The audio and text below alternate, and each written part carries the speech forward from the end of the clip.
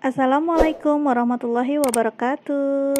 Hai, apa kabar semuanya? Ketemu lagi dengan Bu Aziza di kelas matematika.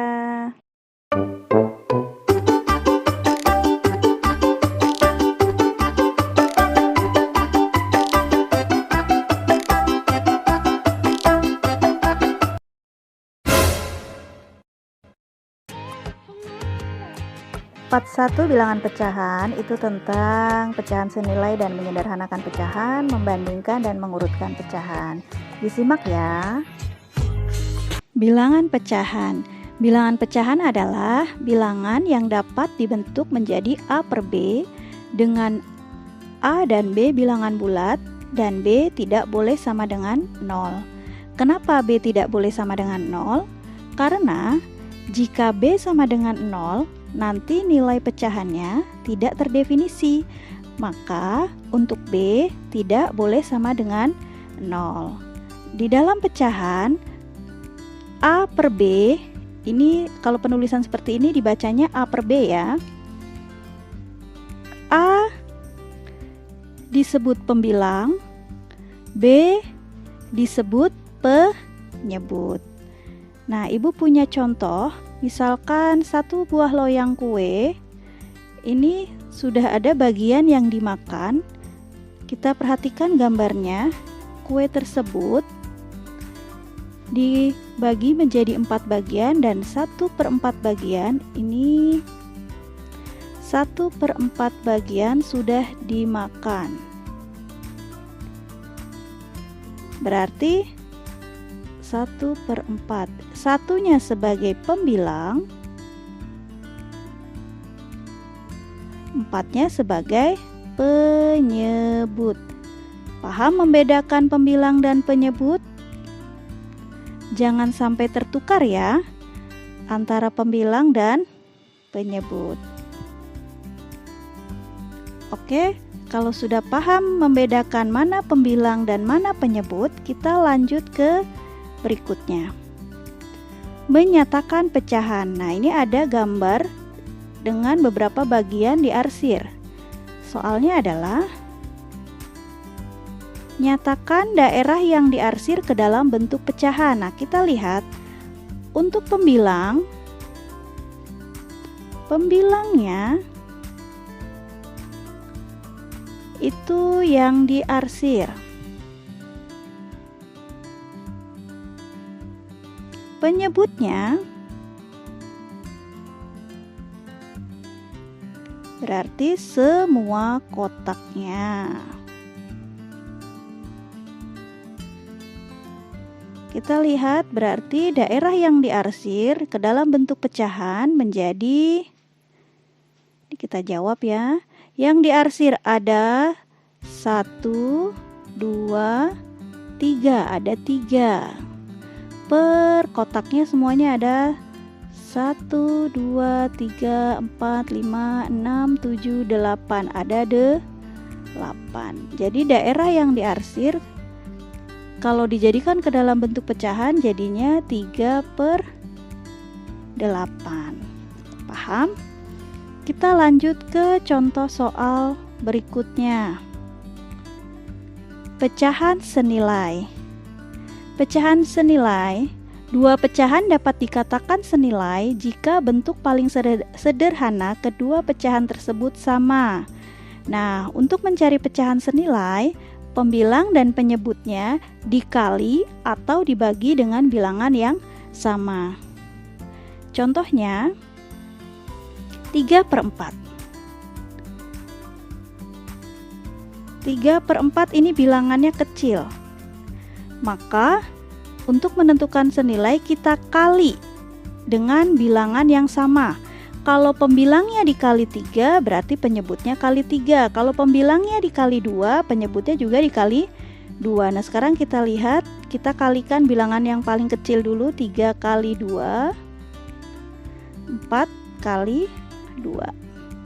3 kali 2 6, 4 kali 2 8. Nah, 3/4 dia akan senilai dengan 6/8. Selain itu, Bu, kita kali dengan angka yang lain. 3 kali Bu, boleh nggak 3 kali 4? Boleh, 3 kali 4. Bawahnya pun sama, 4 kali 4. Jadinya 12 per 16. Bu, kalau kali 3 boleh. Jadi berapapun dikali, asalkan pembilang dan penyebutnya bilangannya sama kalinya, maka itu akan menjadi pecahan yang senilai. Jadi 3 per 4 itu nanti akan sama dengan 6 per 8, sama dengan juga 12 per 16. Contoh selanjutnya 12 per 30. Nah, ini bilangannya besar. Bisa nggak 12 per 30 ini dibagi? Bisa, kita bagi aja daripada dikali. Kalau nanti kita kali jadinya bilangannya besar. Kita bagi 12 bagi berapa? Bagi 2. Boleh bagi 2. 30 pun kita bagi 2. 12 bagi 2 6. 30 bagi 2 15. Selain dibagi 2, bagi berapa? Bagi 3 lagi, Bu, boleh.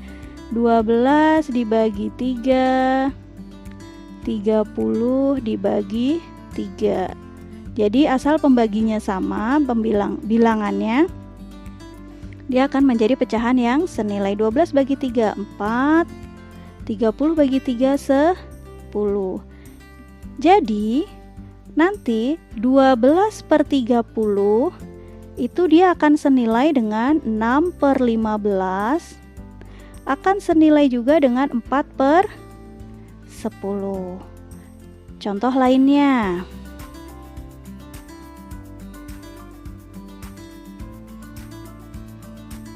Nah, pada daftar pecahan berikut, yang ketiganya ekuivalen. Nama lain ekuivalen. Apa ekuivalen? Ekuivalen adalah senilai. Jadi nanti kalau kalian bertemu kata ekuivalen, itu maksudnya adalah senilai. Nah, ini soalnya bentuknya pilihan ganda. Dari daftar pecahan berikut, mana yang ketiganya senilai? Kita bahas yang A dulu. 1 per 2 ke 2 per 4. Perhatikan, 1 per 2 itu untuk menjadi 2 per 4, 1 kali 2, 2 kali 2, 2 per 4. Sama ya, perhatikan, sama. Nah, sekarang untuk menjadi 4 per 6, 1 per 2, 1 kali 4, 2 pun kita kali 4. Jadinya 4 per 8. Apakah sama? Yang ini 4 per 6, yang ini 4 per 8. Jadi yang A salah atau tidak senilai. Yang A salah ya. Sekarang yang B. Untuk menjadi 4 per 6, kita yang atas kali 2, yang bawah pun kita kali 2. 4 per 6 sama. Lihat hasilnya sama ya. Nah, untuk jadi 8 per 12, 2 per 3 supaya menjadi 8, 2 kali 4, berarti bawah juga harus kali 4. 8 per 12 sama nggak? Ternyata sama. 8 per 12 ini juga 8 per 12. Ini benar. Kita udah tahu jawabannya benar yang B. Kita silang yang B. Kalau kalian mau membuktikan apakah yang C, D itu tidak ekuivalen, kita bisa lihat. 2 kali 2, 4. 5 kali 2, 10. Benar. Tapi untuk yang kesini, supaya jadi 8, itu adalah 2 kali 4. Berarti seharusnya 5 di sini kali 4. Di sini seharusnya 20. Salah yang C. Yang D, 3 kali 4. 3 supaya jadi 4. Ini sudah salah di sini. Berarti jawabannya adalah yang B. Paham untuk menentukan pecahan senilai? Jadi untuk menentukan pecahan senilai, yaitu dikali atau dibagi dengan bilangan yang sama. Kita lanjut. Menyederhanakan pecahan. Untuk menyederhanakan pecahan, pembilang dan penyebut dibagi dengan bilangan yang sama. sampai tidak dapat dibagi lagi. Jadi dibagi sampai dia tidak bisa dibagi lagi. Contohnya 30/72. 30/72. Kalau kalian bingung dibagi berapa, kita bagi dengan bilangan terkecil. 30 bisa nggak bagi 2? Bisa, kita bagi 2. 72 kita bagi 2. 30 bagi 2, 15. 72 bagi 2, 36. Bagi berapa lagi? Bu, bagi 2 lagi. 15 bisa nggak bagi 2? Nggak bisa. Kalau tidak bisa, kita cari pembagi yang lain, yaitu kita bagi 3. 15 bagi 3, 36 bagi 3. 15 bagi 3, 5. 36 bagi 3, 12. Bisa nggak diperkecil lagi? Tidak bisa ya, karena 5-nya tidak ada pembaginya. Berarti jawabannya adalah 5/12. Bu, boleh nggak kalau langsung dibagi angka paling besar? Boleh. Seandainya kamu tahu 30/72 itu bisa sama-sama dibagi 6. Boleh kalian langsung bagi 6. 30/72 kita langsung bagi 6. Hasilnya pun sama, 5/12. Nah, kenapa dibagi dari kecil dulu? Supaya kamu kalau bagi 6 kan supaya nggak main tebak-tebakan angka. Dibagi berapa ya? Nah, maka untuk lebih mudahnya dibagi angka paling kecil, 2, 3, 4, dan seterusnya. Paham ya?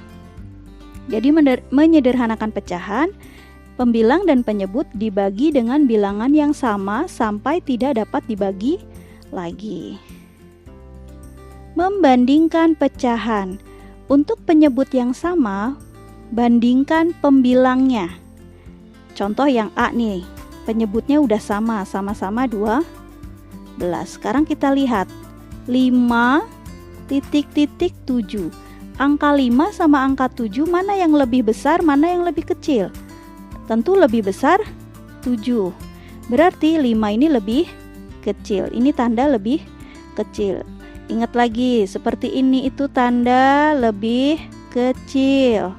Suka masih ada yang ketuker-tuker. Kalau yang ini lebih besar. Nah, yang B 2/3 dengan 1/5, penyebutnya beda. Untuk penyebut yang berbeda, Ibu kasih cara cepatnya, yaitu kali silang antara pembilang dan penyebutnya. Kita kali silang aja. Pembilang yang ini kali penyebutnya. Kita tulis yaitu 2 kali 5. Berapa? 10. Terus yang ini 3 kali 1, 3. Nah, 10,3 pasti lebih besar 10 dong. Berarti 10 lebih besar 3. Artinya 2/3 lebih besar dari 1/5. Ini tadi kita kali silang ya.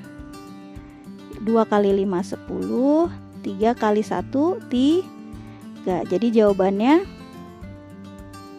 2/3 lebih besar dari 1/5. Itu untuk membandingkan pecahan. Sekarang mengurutkan pecahan.